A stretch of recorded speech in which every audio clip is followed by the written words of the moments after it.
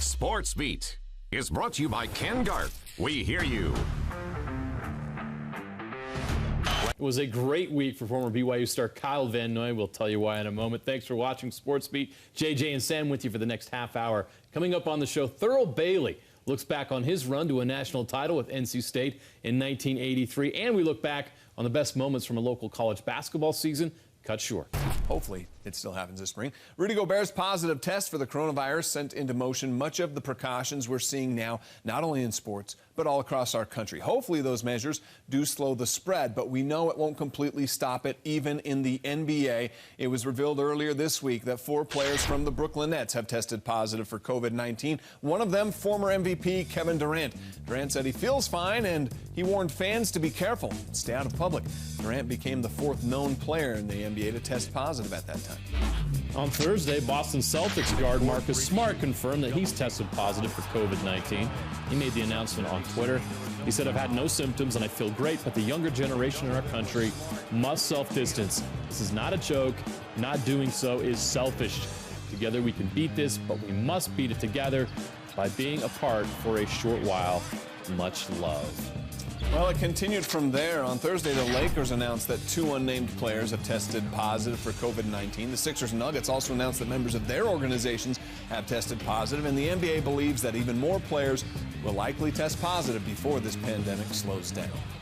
All right, The Archive has been a segment on SportsBeat for a while now. Each Sunday, we dust off some old tapes and relive memories from the state's glorious sports history. With no live sports, we've taken the archive to Twitter. It's been a lot of fun. JJ's been posting video with the hashtag KSL Sports Archive. You, the viewers, can chime in and make requests to him as well. Now, one of those, this memorable Jazz moment from 1989. Those of us that are old enough to remember, this was special. The Jazz were down 7 with 40 seconds left. They rallied to within 1 with 3 seconds left. Thurl Bailey inbounds to John Stockton, who goes right at Michael Jordan. The Euro step before there was a Euro step. Somehow gets the bucket to go at the buzzer. That gave the Jazz a 108-107 win over Jordan and the Bulls. Jordan's 40-point night overshadowed by John's heroics, one of those great moments in Utah Jazz history.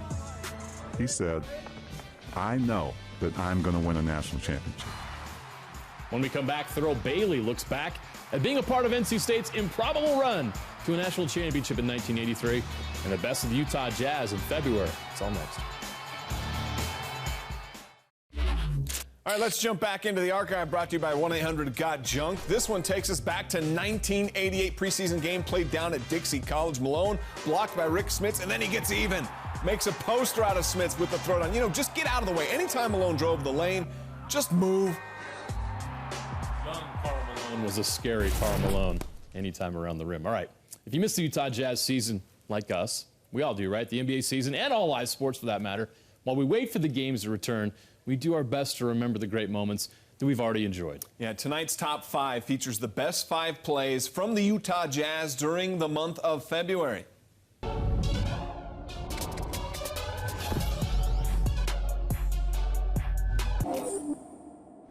a stop-and-go drive, spins inside to Gobert. He'll spin past Porzingis and pull it home with 2 hands. Our countdown begins with the big man, Rudy Gobert, with the spin and hammer on Kristaps Porzingis. A big play and a win over the Mavericks in what might be considered the best play of Rudy's young career to this point. Against Clarkson. Oh, taken away. Take it to the rim. And he does with 2 hands. It came in a loss, but man, that block and steal by Jordan Clarkson against James Harden is special. Maybe the fact that it comes against the beard makes it even better. Clarkson the steal and the dunk.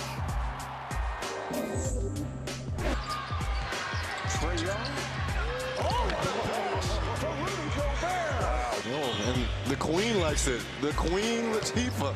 Yeah, remember when Rudy Gobert was an MVP consideration after 3 quarters of the All-Star game? It was because of plays like this one from Trae Young. He had 21 points, 11 boards in just 19 minutes played. And what a dunk. Jazz better separate themselves a little bit. Fast break, Donovan. Alley-oop, right-hand hammer. Donovan Mitchell just let out a day of frustration on one dunk. Donovan Mitchell rises up against the Denver Nuggets. We won't mention the final score. Just appreciate the greatness that is Donovan Mitchell. Here we go. Who's going to take this shot to try to tie or win? Outside the bogey. He's crowded. Yeah, of course you knew this was going to be the #1 play on our list. For the second time this season, Bojan Bogdanovic sinks the dagger, the only player in the NBA with multiple game-winning buzzer beaters this season. Let's hope that there's more wins still to come this season. Hey, do you miss March Madness? Yeah, we do too. What better way to get your bracket fixed than by reliving some of the all-time great moments of the tournament? And in the latest edition of Thurl Talk podcast at KSLSports.com, Big T reminisces about his improbable championship run with Coach Jimmy V and NC State. And we knew that they were about to bring in this new guy that they had just hired. We didn't know him. We heard he came from some school called Iona, and we didn't know much about that. So he walks in the door, and I remember kind of peeking up from my arms crossed, don't want to hear it position. Looked around me, and nobody else was really looking up either. Because basically what our body language was saying was we didn't want to hear it. Right, our coach had just taken off. We don't know you, guy. We don't know who you are. We just know, you know, you're some 6'2" Italian guy who used to coach at another school. And now you want to come in here and take this team over. Well, we don't trust you. We don't know you. He said, first of all, my name is Coach Balvano. I'm your new coach. You guys can call me Coach, you can call me V. He said, but I want you to look at me. I want to tell you about my dream. He said, I know that I'm going to win a national championship. He said it with all the confidence in the world. Guys, I know I'm going to win one. I've dreamt about it.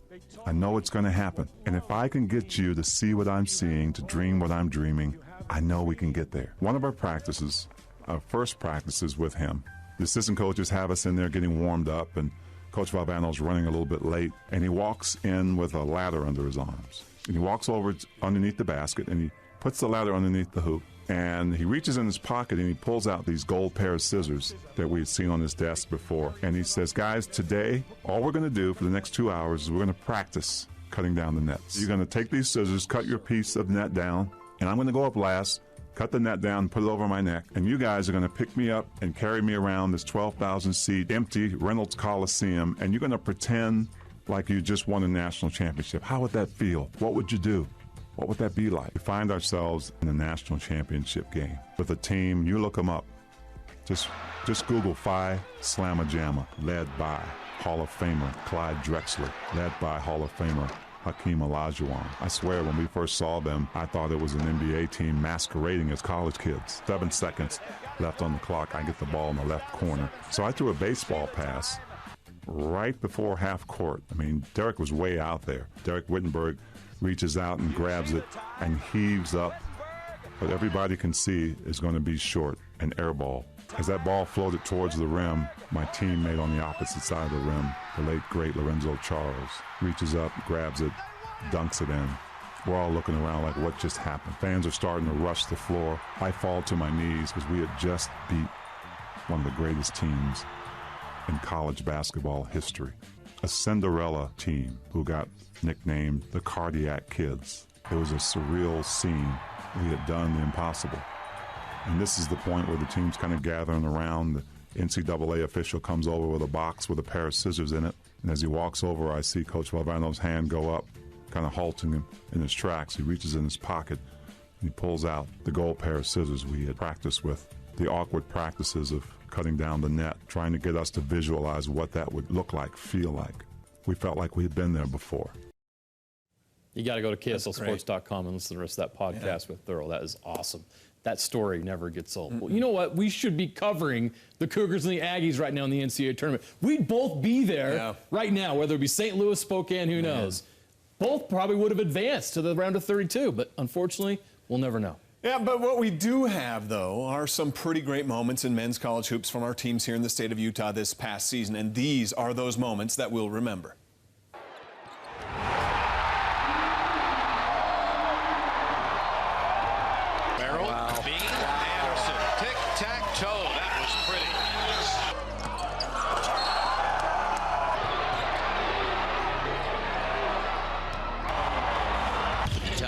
Toolson, step back three, got it.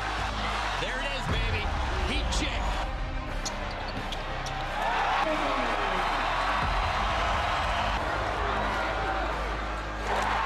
with 3, driving to the corner, batting for 3. Look at that Utah crowd. Utah knocks off the 6th-ranked Kentucky Wildcats here in Vegas. A huge win for the Utes and the Pac-12. The Conference of Champions standing tall in the hub of the basketball universe. Assists, feeds Childs. Shot fake, drop step. Porter for the win. No good. The putback is good for me. And Utah State wins it in overtime. Look at this. The Cougs have indeed done it. The number 2 team is going down. The screen, shot fake, now the 3. Oh, boy. Are you kidding me? 3 on the clock, puts up a shot. Yep. Jared Harding is the all-time scorer in Weber State history.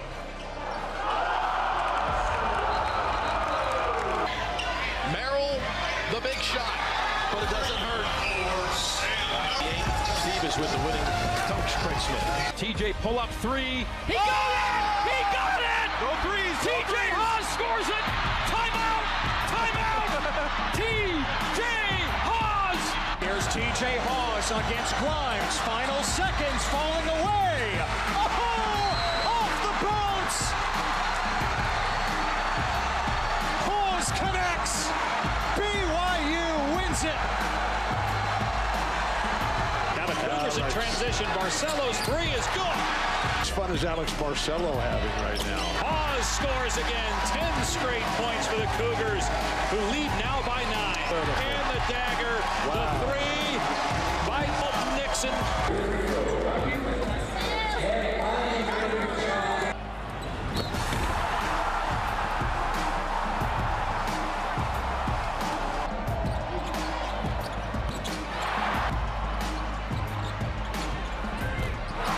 And off to Jones, tries to get it inside and does, and Carlson puts it down.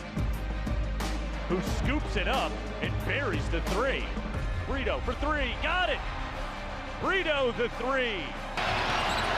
Tied at 56. Merrill for the lead. He's got it!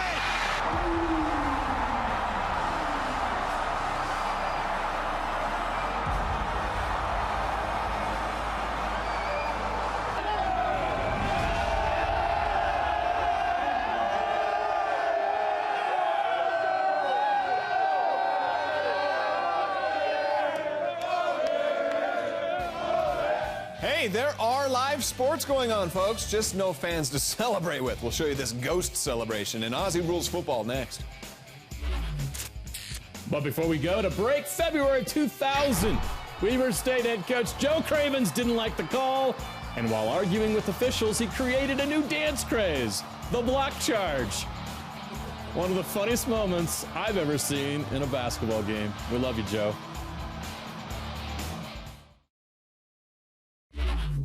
Well, this dive into the archive takes us to November 1st, 2003 in Colorado Springs. Utah and Air Force in triple overtime. Ben Moa scores a touchdown on 4th and goal to tie the game up. Then they have to go for 2, and Urban Meyer dials up the jump pass that Tim Tebow would later make famous, but Ben Moa did it first. To Matt Hansen for the win. The Utes would go 10-2 that year. They win the Liberty Bowl and finish in the top 25 nationally. Well, did you know you can still find live sports on TV? Late last night, early this morning, the Australian Rules Football League was still in action. Stadium's empty, but games still being played. Generating another opportunity deep, but that all in the end, it wasn't taken by Mackesy. Onto it is Papley. That is danger, danger, danger. Papley is celebrating. He looked at the crowd. There was no one there. So he shares the joy with his Sydney Yeah, there's no one there. Empty stadiums, but still smiles on the faces of the athletes that still get to play their game. And the Sydney Swans come from behind to beat the Adelaide Crows 74-71. Oh, bummer. I'm a big Adelaide Crows fan. Disappointed to hear that. All right, up next, Kenny Rogers, as you've never seen him before. This is Kenny Rogers' charity basketball game back in 1988. The Kenny Rogers Classic Weekend. Michael Jordan was the main draw. Kenny isn't too bad himself, though. You saw earlier there getting Michael to bite on the pump fake and dropping a step-back 3 on the greatest of all time. Dominique Wilkins was on Kenny's team, too, so Unlimited skill set by Kenny Rogers. Kenny Rogers has game. Yep. Who knew?